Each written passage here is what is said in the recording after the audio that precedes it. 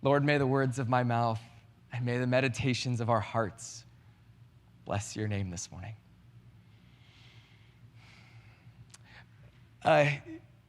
Years ago, I finished preaching an especially hard sermon. I knew it was going to be a hard message for people to hear, but I also sensed that it was true.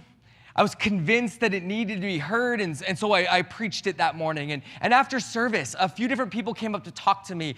One said, I've got a lot of questions, and I would like to understand better. And so we set up a time to talk over coffee.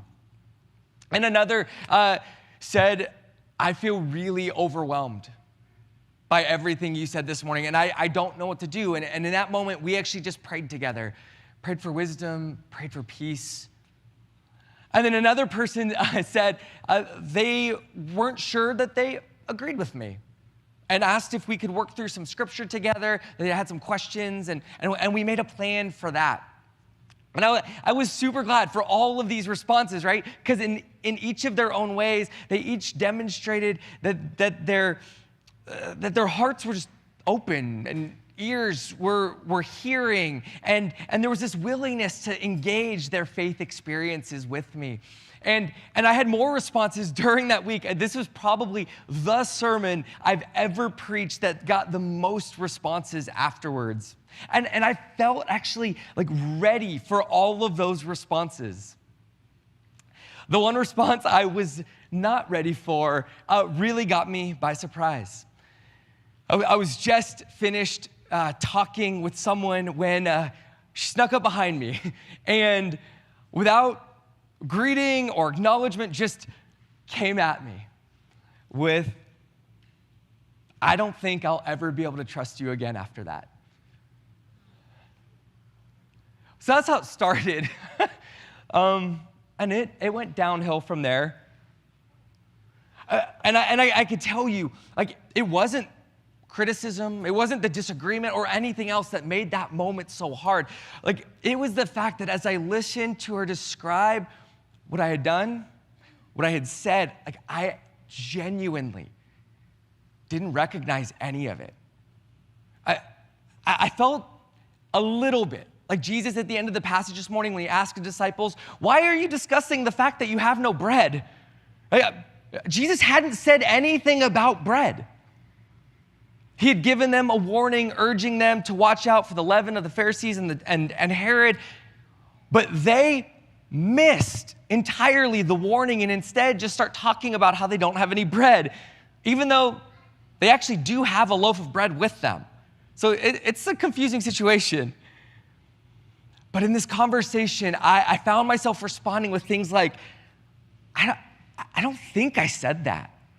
Or, I think you may have misunderstood me. But she was relentless in her attack. Until finally, I just said, I was like, listen, if you're convinced I said any of these things, I mean, you said that you're never going to be able to trust me again. Maybe this church isn't going to be a good fit for you and what you're looking for.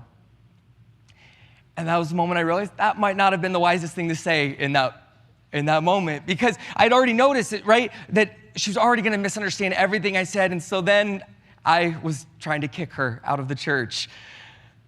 And I assured her I wasn't. And let's talk later in the week, hoping that some time and some prayer, some perspective could help us move forward. But it was clear that from before that morning, she had seen me as an enemy of our church, as an enemy of her faith, that her heart was hard against me, and so she listened to me that morning as an enemy. Now, I want to try to qualify something here that's really important. Like, I am not in any way trying to compare myself to Jesus, right? Like, was my sermon the perfect, unblemished truth? Of course not. Like, you know as well as I do that I am a fallible human, and And I never expect anyone to uncritically accept everything I say. And in fact, that week, in all of my various follow-up conversations, I learned a ton from the people who engaged with me. It was so good. So I was not Jesus in this story sowing the perfect seed only to be rejected by a wicked Pharisee. Right? I am not saying that her heart was hard against God. Just me. It was hard against me. And I tell this story because I want us to hear and to see a very real pattern that is almost always present when anyone listens to a speaker of any kind who you view as an enemy. Like we see this in our culture, especially in politics all the time, right? Just notice how someone responds after any major presidential speech, all right? Anytime, doesn't matter which party's in power, the party that sees the president as their enemy will listen to that speech in very predictable ways. If you see a speaker as your enemy, you will listen in very predictable ways. For instance, you will assume bad motives and evil intent. You will nitpick words and phrases, taking them out of context, or at least giving them the worst possible meaning. Right? You'll take any critique, any criticism, and you'll hear it as a personal, offensive insult. You'll criticize the speaker for not saying or doing certain things. And then you'll try to trap the speaker in some sort of lie, some sort of contradiction, so you don't have to take their message seriously. And overall, you will just miss their message. If you follow the Pharisees through Mark's gospel, right, you'll watch them do every single one of these things at some point or another. The Pharisees, they are actively mishearing Jesus. They are actively misunderstanding Jesus, which is a funny phrase, right? Because, maybe you've heard that like a good life skill is active listening, right? The idea that you would be listening for understanding so that you would connect with people. It's good for relationships.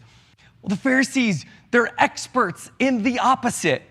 They are experts in active misunderstanding. And Jesus calls this the leaven of the Pharisees. The Pharisees are proud of their active misunderstanding of Jesus. They see Jesus as God's enemy. And they seem to enjoy every opportunity to mock him, to attack him, to twist his words. This is what people do to public figures that they see as enemies. And so now I want you to think about the context that Jesus says this in. Think about who Jesus is talking to. Jesus just got into a boat with his disciples. Jesus is with his friends, and it's his friends who he warns, watch out. Beware of the leaven of the Pharisees and the leaven of Herod. His disciples, those who are with Jesus. 2 chapters earlier, Jesus just sent these very disciples out 2 by 2 with authority over unclean spirits. And we were told that they cast out many demons and they healed many sick people.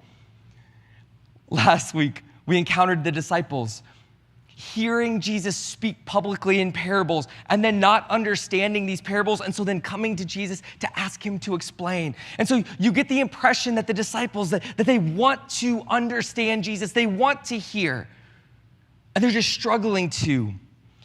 And so we wonder why Jesus would warn the disciples of this leaven that corrupts the Pharisees. But then we read this week's passage, starting right where we picked up, or right where we left off last week, Mark starts to tell a shocking story if we will follow it, if we can trace it, if we can hear it. The story, I kind of jokingly call it the tale of three boats, because it starts in a boat. There's a storm. You've probably heard this story before. Jesus is sleeping through the storm, and the disciples are a bit panicked. And so they wake Jesus up. And notice the question they ask him. Teacher, do you not care that we are perishing?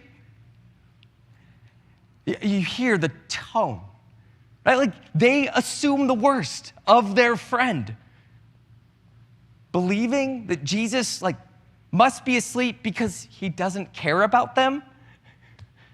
So Jesus patiently says, why are you so afraid? Have you still no faith? After this, we actually find some stories, several stories where an outsider, a foreigner, an outcast, a nobody come to Jesus with a little bit, a mustard seed of faith. And then we find Jesus, again with the disciples in boat number 2. Together, they are in the boat having just fed 5,000 men from 5 total loaves and 2 fish. Every person, we were told, ate and was satisfied, and there were 12 baskets of leftovers. And now the disciples are crossing the sea with Jesus, struggling against the wind. I take that back. They're not with Jesus, not yet, because the disciples see him walking on the water, and they're terrified. And Jesus says to them, take heart. It's I. Do not be afraid. And Jesus gets into the boat with them, and the wind stops. And Mark tells us something interesting about the disciples. Mark tells us they did not understand about the loaves, but their hearts were hardened. Whose hearts were hardened? The disciples. Right? Jesus' friends. Those who are with Jesus at every point in the story, right? They're getting these private instructions from Jesus. Like they are casting out demons and healing sick people by Jesus' power. Jesus just used them to feed a crowd of 5,000 people with 5 loaves of bread. And here they are being described like Pharaoh in Egypt. Their hearts were hardened. We're not talking about the Pharisees. We're not talking about Herod. Jesus' closest friends, they did not understand about the loaves. And so I'm curious how you hear this. As you hear these stories, what is stirring in you? What thoughts do you have? Like, are you in awe over how dull the disciples are? Are you grateful that you're not like the disciples? Or do you find yourself wondering if you too, in all of your time spent with Jesus, all of your study of Jesus' words, all of your work for Jesus, if after all of this you too could have a heart that is hardening? And I wonder, would we even know it if we did have hearts that were growing hard? Which brings us to boat number 3, the final boat trip. 2 things have happened since the second boat trip.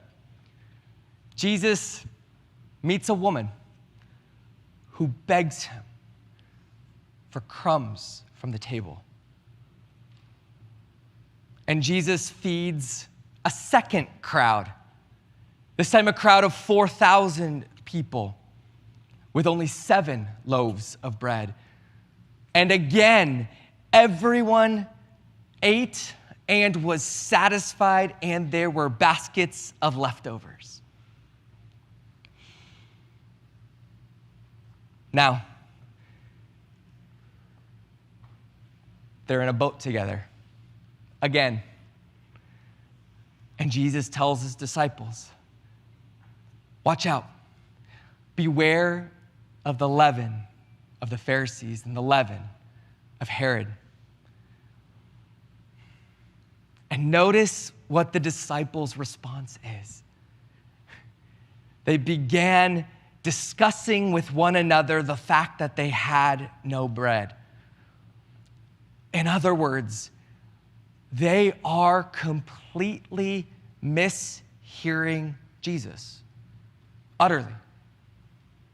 Like, Jesus has said nothing about bread, right? Though leaven is related to bread, Jesus is clearly using leaven as a metaphor. But notice, the disciples aren't even trying to understand Jesus in his parables anymore. They just start by assuming bad motives of him. They take his statements out of context. They aren't listening. These are the stories we've seen time and again. They think they have him all figured out at this point, so that he could say something somewhat mysterious, and they just like, blah, blah, blah, bread. At this point, right, like, you might say that the disciples are actively misunderstanding Jesus. In other words, Jesus' followers are acting like his enemies. And in this way, right, they demonstrate that they have already been infected with the leaven of the Pharisees.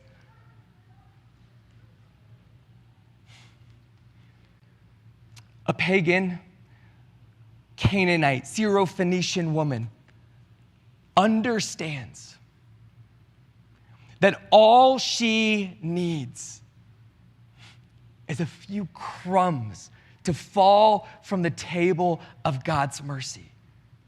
A few crumbs would be enough, while Jesus' best friends are worried about not having enough bread when they already have a loaf.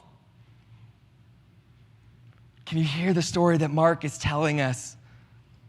This is one of the great insights of Mark's gospel. The church, God's people, are really good at looking around and finding enemies of Jesus. They're not hard to find, right? It's easy to find people who will publicly mock Jesus. It's easy to find people who will insult Jesus and question him and oppose him. But Mark shows us that it may be just as dangerous for those who are against Jesus, for those who find themselves with him. Because those who are with Jesus, have you ever considered this, might be the most susceptible to a kind of spiritual pride that can only be found following Jesus. The kind that can keep us from staying open to Jesus, right? Because if you've been with Jesus for any amount of time, if you have devoted yourself to Jesus' teaching over a lifetime, if he's used you in all of these powerful ways that you can point to, then it can be really easy to assume that you have figured it out completely. And it can be really hard to imagine, to believe that you actually have a hard heart, that you might actually lack understanding in some way. From this point in the story, it will be years for Peter before he really understands that Jesus came not just for Israel, but as Savior of the whole world. This is a process that God walks with his people over time, if they will stay open, allow their hearts to stay soft, and continue to imagine they need greater understanding. While the Pharisees and the disciples actively misunderstand Jesus, right? I mean, they're doing it from totally different motivations. We actually find in Mark story after story where it's actually just humble and hungry outsiders who truly see. It's humble and hungry outsiders who are able to hear and understand what Jesus is saying. It is these outsiders who have hearts that are soft and receptive. We often read the Gospels and think the disciples are the ones that we're supposed to imitate. But what if it's just those who are hungry and humble, whether they're disciples or not? At the center of the good news is this. When Jesus broke the 5 loaves for the 5,000, there were 12 baskets full of leftovers. And when Jesus broke the 7 for the 4,000, there were 7 baskets of leftovers. And Jesus expects his disciples to understand. So do you? No, seriously, do you, right? Like, that's actually the question that the Gospel of Mark is asking each of us as we show up in front of it. Do you understand?